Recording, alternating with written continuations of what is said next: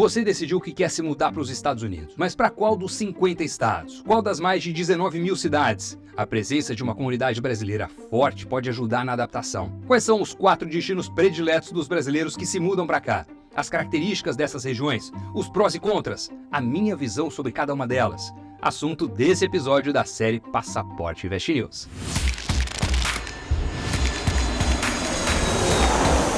Olá, eu sou o Doni Denúcio, seja muito bem-vindo ao terceiro episódio da nossa série sobre mudança e vida nos Estados Unidos. Durante 39 anos, eu morei no Brasil, mas em outubro de 2023, devolvi a casa, vendi o carro, peguei o filho, a esposa, meus 2 cachorros e comprei uma passagem só de ida para os Estados Unidos. Já tinha morado em outras 3 ocasiões nos Estados Unidos por períodos de 4 a 6 meses. Primeiro, numa experiência de work and travel, trabalhando em um hotel na pequena cidade de Little Washington, Virgínia.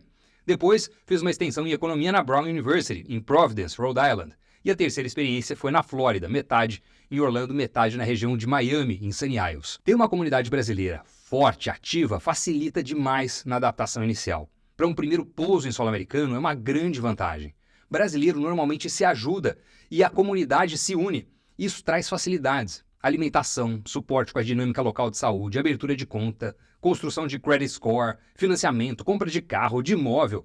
Ao chegar num país novo, tem muita casca de banana pronta para a gente escorregar. Por isso eu decidi trazer os 4 destinos nos Estados Unidos prediletos dos brasileiros que decidem se mudar. Onde estão as maiores comunidades brasileiras? Como são esses lugares? O que há de melhor e pior em cada um deles? Muitos brasileiros não vivem na cidade mais conhecida da região, mas na área metropolitana, nas cidades próximas. Por exemplo, raramente se comenta sobre Framingham, Somerville ou Vineyard Haven, mas elas estão entre as cidades com maior percentual de brasileiros em Massachusetts, girando ao redor da dinâmica da região metropolitana de Boston. O mesmo acontece com North Bay, Deerfield Beach, Pompano Beach, Oakland Park, cheias de brasileiros, mas muito mais conhecidas por fazerem parte da Grande Miami. A mesma coisa sobre Kissimmee, Metro West, Claremont. Os próprios parques da Disney, a rigor, estão a 32 quilômetros de Orlando, na cidade de Bay Lake. Mas eu nunca ouvi alguém falar que vai passar férias em Bay Lake para ver o Epcot ou o Magic Kingdom. De acordo com o Ministério das Relações Exteriores do Brasil, 46,9% dos brasileiros que vivem no exterior estão na América do Norte, 1.905.000 deles nos Estados Unidos. E o Itamaraty divide eles por consulado. 500 mil estão na região de Nova York. 390 mil respondem ao Consulado Geral em Boston, 295 mil em Miami e 180 mil em Orlando. Assim sendo, vamos falar sobre cada um dos 4 destinos que eu citei. Nova York é a cidade que não dorme. É a mais populosa dos Estados Unidos, com mais de 8 milhões de habitantes e 5 distritos: Manhattan, Brooklyn, Queens, Bronx e Staten Island. A região metropolitana tem mais de 20 milhões de pessoas, sendo a 5ª maior do mundo e a maior nos Estados Unidos. É onde está a maior comunidade brasileira também, aqui em solo americano. Em Manhattan, na Rua 46, há o Little Brasil, com lojas, restaurantes e serviços brasileiros. Lá acontece o Brazilian Day, anualmente. A Big Apple é um paraíso para os amantes da cultura e do entretenimento, com espetáculos na Broadway, museus como o Metropolitan e o de História Natural, passeios no Central Park, jogos no Yankee Stadium e eventos no Madison Square Garden. Nova York também é conhecida pela sua intensa atividade profissional. É o coração financeiro dos Estados Unidos, com Wall Street, a Bolsa de Nova York e a Nasdaq. Gigantes como JP Morgan Chase e Citigroup têm as suas sedes lá. Viver na cidade custa caro. É o maior custo de vida dos Estados Unidos. Segundo a EF, que é especializada em intercâmbio, o gasto mínimo para um solteiro é de pelo menos $5.000 por mês. Os aluguéis são caros, com um estúdio custando em média $3.000, 2 quartos, 5 mil e 3 quartos, mais de $6.000, o equivalente a uns R$32 mil na cotação de agora. E com certeza isso não nos apartamentos mais modernos ou reformados, hein? O salário mínimo é de $16 por hora, o quarto maior do país. A impressão é que está sempre todo mundo trabalhando e acelerado, porque time is money e ninguém perde tempo. Então, em resumo, um dos prós de viver em Nova York é o fato de ser um inquestionável centro cultural abarrotado de atrações, artes, exposições, espetáculos, esportes, restaurantes. Tem também um mercado de trabalho muito forte, em particular no setor financeiro, bom para ganhar dinheiro. E o transporte público é eficiente por meio de uma rede de metrô que é velha pra caramba, mas que conecta toda a cidade. Contras: custo de vida muito alto, moradia, alimentação, serviços, congestionamento violento, com trânsito e poluição fazendo parte da vida urbana, e o clima, onde os invernos, em particular, são consideravelmente rigorosos. Eu já peguei cada vento gelado lá, que é um negócio impressionante, principalmente perto do East River e do Hudson River. Ali, bota agasalho, luva, cachecol, tudo que puder. A segunda maior comunidade brasileira nos Estados Unidos está na região de Boston, com 390 mil brasileiros segundo o Itamaraty. Boston, no coração de New England, é a capital de Massachusetts. A cidade tem 650 mil habitantes e a região metropolitana mais de 4 milhões. Framingham, uma pequena cidade ali perto, tem mais de 6% da população de origem brasileira. A região de Boston atrai não só brasileiros, mas também outros falantes de português, incluindo descendentes de portugueses. Existe até a MEPS, uma aliança de falantes do português. Conhecida como a cidade da educação, Boston abriga universidades como Harvard e MIT, de onde saíram, se a gente somar as duas, 251 vencedores do Prêmio Nobel. É impressionante. Mas não é só de livros e aulas que vive a cidade. Boston é cheia de parques como Boston Commons, que tem 50 acres de tamanho, e museus como o Museum of Fine Arts. É um paraíso para amantes do esporte, com o Red Sox no beisebol e o Celtics no basquete. O setor de saúde é um ponto forte também, com hospitais como o Massachusetts General Hospital, um dos principais do mundo. A região tem uma indústria também robusta, sediando empresas como General Electric, a GE, Liberty Mutual e Fidelity Investments, gigantes. Boston também tem um dos maiores custos de vida do país. Segundo o Apartments.com, uma espécie de quinto andar, alugar um estúdio custa acima de $2.700. Um quarto, 3.300, 2 quartos, mais de 4.000. Boston tem uma mistura bacana de negócios e atividade acadêmica, trabalho e lazer, escritórios fechados e parques abertos. É menos selva de pedra que Nova York e a atividade universitária e o que acontece em volta dela movimentam muito a região. A qualidade de vida é notável, mas para quem não gosta de frio, Boston pode não ser a melhor opção. Os invernos são rigorosos para valer, com temperaturas abaixo de zero e tempestade de neve. Eu inclusive já peguei blizzard, como eles falam aqui. Para quem gosta de frio ou não se incomoda, Boston é um destino interessante. Então, os principais prós. Boston, além de uma comunidade brasileira forte, tem uma educação de primeira, com algumas das melhores universidades do mundo, um forte mercado de trabalho, especialmente em tecnologia, saúde e educação, com uma taxa de desemprego frequentemente abaixo da média nacional, e uma boa qualidade de vida, com várias opções de cultura e lazer.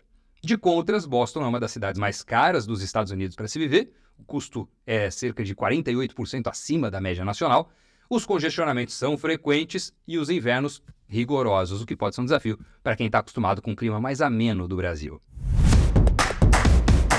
A região de Miami é a terceira com a maior comunidade brasileira nos Estados Unidos. São 450 mil pessoas na cidade e 6,3 milhões na região metropolitana. Miami é um hub internacional, com o espanhol tão frequente quanto o inglês. É uma cidade vibrante, cheia de música, cultura, boa gastronomia, arte para todo lado. Tem regiões famosas como o Design District, onde estão algumas das marcas mais luxuosas do mundo, South Beach, com a icônica Ocean Drive, com aqueles hotéis baixinhos, estilo Art Deco, que já estamparam cena de muito filme, e o Wynwood Walls, um museu ao ar livre de arte urbana. Miami, que está no sul da Flórida, conhecida também pelas praias de areia clara, água azul, verde, aquele tom bem bonito, clima tropical, uma vida noturna agitada. O clima, aliás, é parecido com o de parte do Brasil, mas o calor, meu amigo, se prepara. Miami tem verões muito quentes e muito úmidos, e está numa área também suscetível a furacões durante a temporada de junho a novembro. Economicamente, Miami é um centro de comércio internacional. O Porto de Miami é a capital mundial dos cruzeiros e tem um papel crucial no comércio marítimo. A cidade é sede da Carnival Corporation e da Royal Caribbean, duas gigantes focadas em cruzeiros. É uma das regiões que mais crescem nos Estados Unidos e está assumindo uma posição de protagonismo em inovação, virando um verdadeiro polo tecnológico e financeiro e atraindo muitas empresas e startups.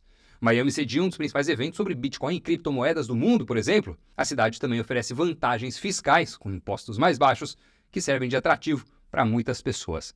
Na minha visão, Miami é sensacional. Clima quente, sol, cidade bonita, cenário cotidiano de água, canais, barquinho passando, aquela coisa bucólica, bonito demais. Tem um estilo de trato humano também muito acolhedor, menos americano e mais latino. É comum te receberem falando espanhol primeiro e inglês depois. Dizem até que Miami é a cidade mais próxima dos Estados Unidos e ela é muito receptiva aos estrangeiros, evidentemente, por toda essa presença de pessoas de fora dos Estados Unidos que lá se instalaram. Para nós brasileiros, Miami é uma mão na roda. Das principais cidades americanas é a mais perto do Brasil, com fuso horário bem parecido com o nosso, e tem 2 aeroportos, o de Miami e o de Fort Lauderdale, com voos para o Brasil todo dia, sem escala, rapidinho, em 8 horas, você chega em São Paulo, por exemplo, né? Pisca, e pousou. Como destaque de prós, a gente pode falar do clima tropical, com sol e calor o ano todo, o aspecto acolhedor, por ter essa comunidade mais ao nosso estilo, com forte presença de hábitos latinos, e a qualidade de vida excepcional, com praias incríveis, vida noturna agitada, muita atividade ao ar livre, muita gente praticando esporte.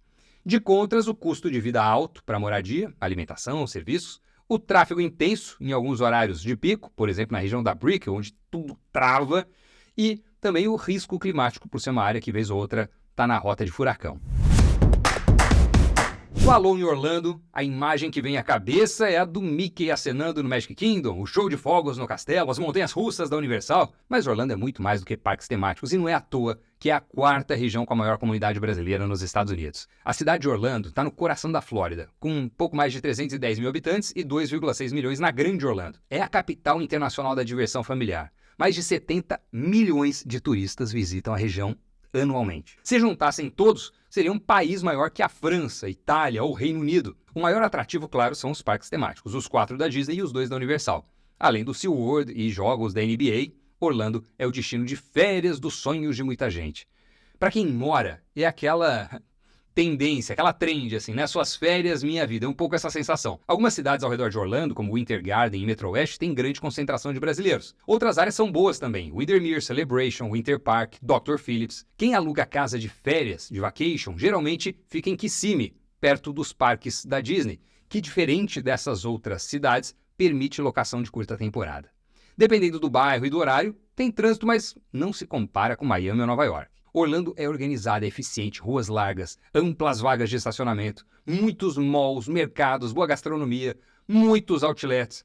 Orlando é uma cidade onde tudo se faz de carro. As distâncias são consideráveis e transporte público você nem vê. Então, para tudo é carro, seja próprio, Uber, Lyft ou coisa parecida. O custo de vida é menor do que o das outras cidades que eu mencionei, mas em média, um apartamento de 1 quarto custa $1.500 contra $3,500 em Nova York. Além disso, há muitos eventos e conferências, graças à infraestrutura, como um gigantesco Orange County Convention Center, que cedia grandes feiras, por exemplo, uma das maiores feiras pet do mundo que eu fui, e uma enorme feira de franquias também. Para os apaixonados por tênis, a região de Orlando, em particular Lake Nona, abriga o USTA, a Associação de Tênis dos Estados Unidos. Tem mais de 100 quadras para você ir lá jogar ou assistir. Orlando é a cidade que eu escolhi. É onde eu moro hoje. Coisa para fazer não falta. O principal são os parques. Lógico, morando aqui você faz o passe anual e vai ao Magic Kingdom, Epcot, Hollywood Studios, Animal Kingdom, Island of Adventures, Universal Studios. Acaba virando o Ibirapuera do fim de semana. Além dos parques, tem muitos outros programas menos conhecidos, como visitar vinícolas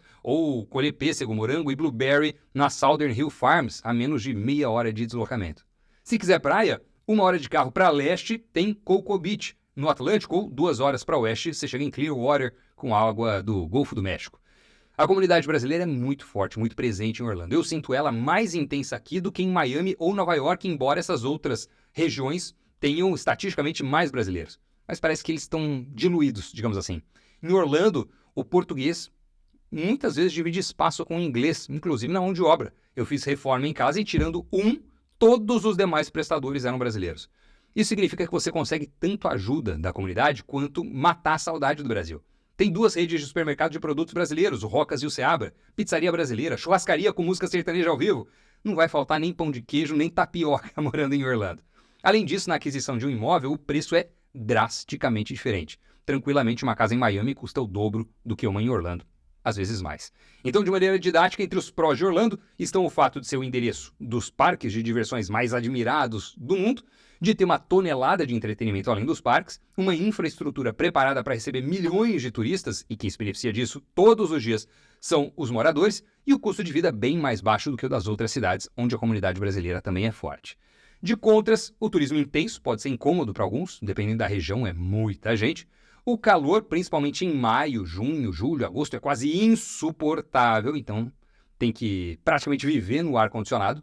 E o transporte público que não atende, né? Sem carro é difícil viver por aqui. E você, tá pensando em se mudar para os Estados Unidos? Já escolheu o seu destino? Para qual cidade ou região você gostaria de se mudar?